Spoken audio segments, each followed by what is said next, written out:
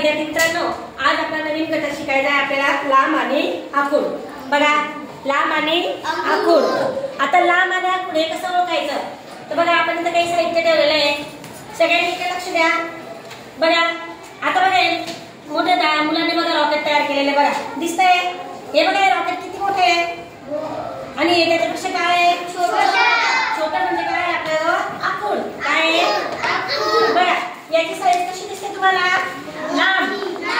कशी दिसते साईज? लांब। आणि याच्यापेक्षा याची साईज कशी बघा? छोटी। आखूड छोटी नाही म्हणायचं, आपण काय शिकतोय?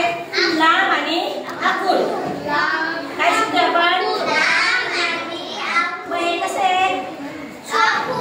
आखूड कसं आहे? आणि हे कसं आहे? लांब। आता बघा इथे आपल्या दोन विमान आहे बघा, दोन विमान दिसत आहे, सगळ्यांनी इकडे लक्ष द्या, मुलींनी पण।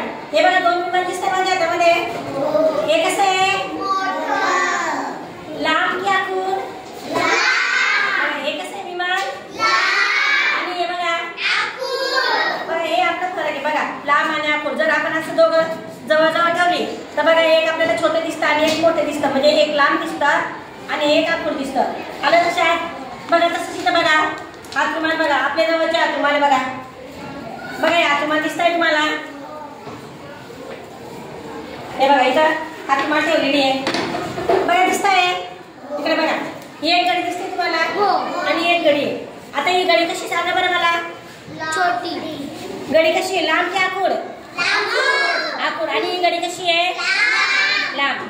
म्हणजे लांब आणि आखूड आपल्याला ओळखता यायला पाहिजे।